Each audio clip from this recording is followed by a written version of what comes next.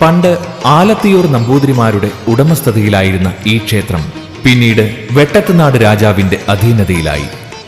മക്കളില്ലാതെ മരിച്ച വെട്ടത്ത് രാജാവിന്റെ സ്വത്തുവകകൾ കൈക്കലാക്കിയ east India company Thrikkandiyur ക്ഷേത്രത്തിന്റെ ഉടമസ്ഥാവകാശവും പിടിച്ചെടുത്തു. ക്ഷേത്രം ബ്രിട്ടീഷുകാരുടെ കൈവശമിരിക്കെ അവർക്ക് ധാരാളം കഷ്ടനഷ്ടങ്ങളുണ്ടായി. ഇതേ തുടർന്ന് ഈസ്റ്റ് ഇന്ത്യ കമ്പനി കോഴിക്കോട് രാജാവായ സാമൂതിരിക്ക് ഉടമസ്ഥാവകാശം കൈമാറി. ഇങ്ങനെയിരിക്കെ തന്ത്രശാസ്ത്ര പണ്ഡിതരായ ബ്രാഹ്മണരുടെ പൂജകളാൽ ശിവശക്തി അതിരില്ലാതെ വർദ്ധിച്ചു വന്നു. ശിവന്റെ താപത്താൽ ക്ഷേത്രത്തിന് നേരെ മുന്നിലായി സ്ഥിതി ചെയ്തിരുന്ന മങ്കടക്കോവിലകം കത്തിപ്പോയി. പിന്നീട് ശിവശക്തി കുറയ്ക്കുവാൻ തുളുനാട്ടിൽ നിന്ന് എംബ്രാന്തിരിമാരെ കൊണ്ടുവന്ന് പൂജ ചെയ്യിപ്പിക്കുകയും ശിവതാപം ശമിപ്പിക്കുവാൻ ശിവദൃഷ്ടി പതിക്കുന്ന ക്ഷേത്രത്തിന്റെ മുൻഭാഗത്ത് ഒരു പരിഹാരക്കുളം കുഴിക്കുകയും ചെയ്തു. 4 ഏക്കറിലധികം വിസ്തീർണമുള്ള ഈ കുളം ശിവതാപത്തെ പരിഹരിച്ച് ക്ഷേത്രപാലനം ചെയ്യുന്നു. ഏതാണ്ട് 5500 വർഷത്തെ പഴക്കം കണക്കാക്കപ്പെടുന്ന ദേവാലയത്തിലെ ജീർണിച്ച ഭാഗങ്ങൾ പലപ്പോഴായി പുതുക്കി പണിതിട്ടുണ്ട്. ക്ഷത്രിയ കുലാന്തകനായ പരശുരാമൻ യാഗം ചെയ്ത ഭൂമിയിലാണ് ക്ഷേത്രം നിലനിൽക്കുന്നത്. ക്ഷേത്രത്തിന് പിന്നിൽ പടിഞ്ഞാറ് ഭാഗത്ത് പരശുരാമൻ യാഗം ചെയ്ത സ്ഥലത്ത് ഇപ്പോൾ ഒരു യാഗക്കുളം കാണാം.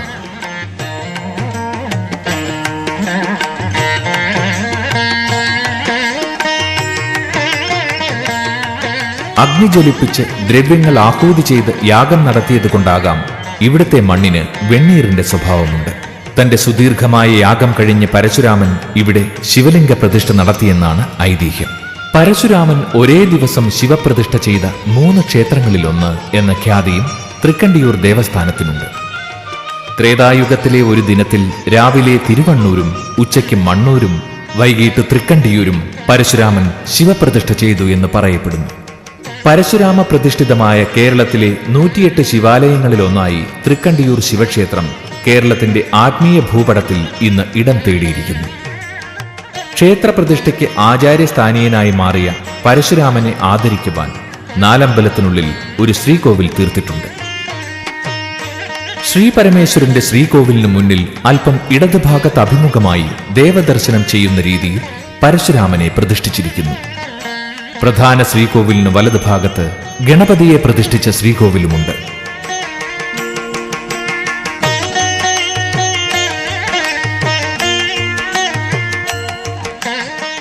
ഇവിടെ നാലമ്പലത്തിനുള്ളിൽ മഹാവിഷ്ണു ശ്രീകോവിൽ സ്ഥിതി ചെയ്യുന്നത് ശ്രീലകത്തിന്റെ തെക്ക് ഭാഗത്തായാണ്. ക്ഷേത്രത്തിൽ നടന്ന ദേവപ്രശ്നമനുസരിച്ച് വിഷ്ണുവിന് നാലമ്പലത്തിന് പുറത്താണ് സ്ഥാനമുള്ളത്. അതിനാൽ നാലമ്പലത്തിന് പുറത്ത് പുരാതന മാതൃകയിൽ ഇപ്പോൾ ഒരു മഹാവിഷ്ണു ക്ഷേത്രം നിർമ്മിച്ചു വരുന്നു.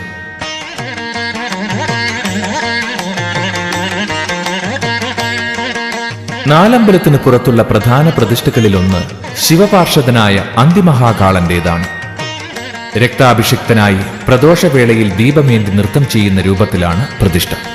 തന്റെ പുത്രിയായ ഉഷിയെ ശ്രീകൃഷ്ണ പൗത്രനായ അനിരുദ്ധൻ വരിച്ചതറിഞ്ഞ് അനിരുദ്ധനെ കൊല്ലുവാൻ ഒരുമ്പെട്ട ബാണാസുരനെ ശ്രീകൃഷ്ണൻ നിഗ്രഹിക്കുവാൻ ഒരുങ്ങിയപ്പോൾ ശിവപാർവതിമാർ പ്രത്യക്ഷരായി ബാണാസുരനെ രക്ഷിച്ച് ഭക്തനായ അവന്റെ ആഗ്രഹപ്രകാരം പാർഷദനായ അന്തിമഹാകാളനായി ഒപ്പം കൂട്ടി. ഒരിക്കൽ ഭൂമിയെ താങ്ങി നിർത്തിയിരുന്ന അഷ്ടഗജങ്ങൾ കോപിച്ച് ഭൂമിയെ കുലുക്കുവാൻ തുടങ്ങി. അപ്പോൾ ശ്രീ മഹാദേവൻ അന്തിമഹാകാളനെ അയച്ച് അഷ്ടഗജങ്ങളെ അമർച്ച ചെയ്യുകയുണ്ടായി.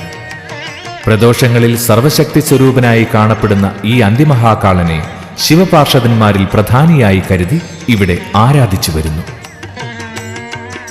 ക്ഷേത്രമതിലകത്തെ പ്രധാന ഉപപ്രതിഷ്ഠകളിൽ മറ്റൊന്ന് ചിറയുടെ വടക്കുവശത്തുള്ള ശ്രീ അയ്യപ്പന്റേതാണ്.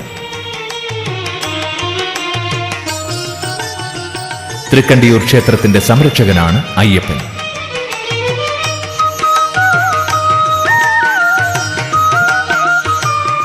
ക്ഷേത്രാങ്കണത്തിന്റെ വടക്ക് ഭാഗത്ത് പടിഞ്ഞാറ് ദർശനമായി നാഗങ്ങളെയും പ്രതിഷ്ഠിച്ചിട്ടുണ്ട്.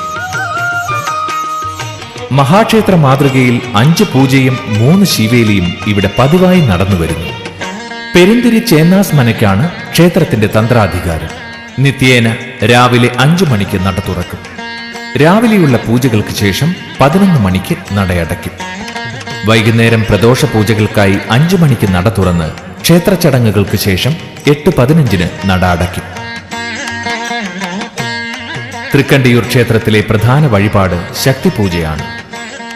മണ്ഡലകാലത്തിലെ 41 ദിവസവും ഈ പൂജ നടന്നു വരുന്നു. ബ്രഹ്മയാമത്തിൽ ശിവപാർവതിമാരെ നിർമാല്യത്തോടുകൂടി പീഠത്തിലിരുത്തി നടത്തുന്ന ശക്തിപൂജ ഇവിടുത്തെ ഒരു അപൂർവതയായി തുടരുന്നു. സഹസ്രനാമങ്ങൾ ജപിച്ച് പൂവാരാധിച്ച് ശക്തിയോടുകൂടി സന്നിഹിതനായിരിക്കുന്ന ശിവനെ പൂജ ചെയ്യുന്നതിലൂടെ സർവാഭിഷ്ടദായകമായ ഫലപ്രാപ്തി കൈവരുന്നു എന്നതാണ് ഭക്തരുടെ അനുഭവങ്ങൾ തെളിയിക്കുന്നത്.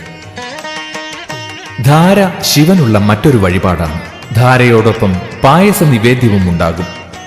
ഇതുകൂടാതെ തിരുവാതിര പൂജയും കുംഭത്തിലെ നാഗബലിയും ഇവിടെ പ്രധാനമാണ്. നൃത്ത സംഗീതാദി കലകൾക്ക് പ്രാധാന്യം കൊടുത്തുകൊണ്ട് ശിവരാത്രി പൂജയും ആ ദിവസം ദേവന് മുന്നിൽ സമർപ്പണമായി കലകളുടെ അരങ്ങേറ്റവും നടന്നുവരുന്നു.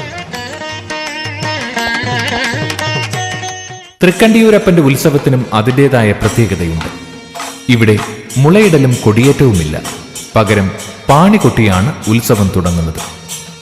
തുലാമാസത്തിലെ സപ്തമിക്ക് പാതിരാപ്പാണി കൊട്ടി ഉത്സവം ആരംഭിച്ച് 9-ാം നാളിലെ കറുത്തവാവിന് രാത്രി പൂജയോടെ അവസാനിക്കും. രാത്രിയിൽ വാവ് വരുന്ന ദിവസം നോക്കിയാണ് ഇവിടെ ഉത്സവം നിശ്ചയിക്കുന്നത്. വാവിന് ഏറെ പ്രാധാന്യമുള്ള ആഘോഷമാണ് തൃക്കണ്ടിയൂർ തേവരുടെ വാർഷികോത്സവം. ഉത്സവത്തിന് ഉജ്ജ്വലമായ വാദ്യഘോഷാദികൾ നടക്കാറുണ്ടെങ്കിലും എഴുന്നള്ളത്തിന് ഇവിടെ ആനകൾ പതിവില്ല. ശിവനെ കാണാൻ കൈലാസത്തിലെത്തിയ പരശുരാമനെ ഗണപതി കടത്തിവിടാതെ വന്നപ്പോൾ അവർ തമ്മിൽ പണ്ടൊരു യുദ്ധമുണ്ടായി. ആ യുദ്ധത്തിൽ ഗണപതിയുടെ ഒരു കൊമ്പൊടിഞ്ഞു. ഗണപതിയുടെ കൊമ്പൊടിച്ച പരശുരാമൻ പ്രതിഷ്ഠിക്കപ്പെട്ടിരിക്കുന്നതിനാലാകാം ആനയെ ഇവിടെ എഴുന്നള്ളിക്കാത്തത്. ഇത് മാത്രമല്ല, ശിവപാർഷദനായ അന്തിമഹാകാളന് ആനയെ ഇഷ്ടമല്ല എന്നൊരു വിശ്വാസമുണ്ട്.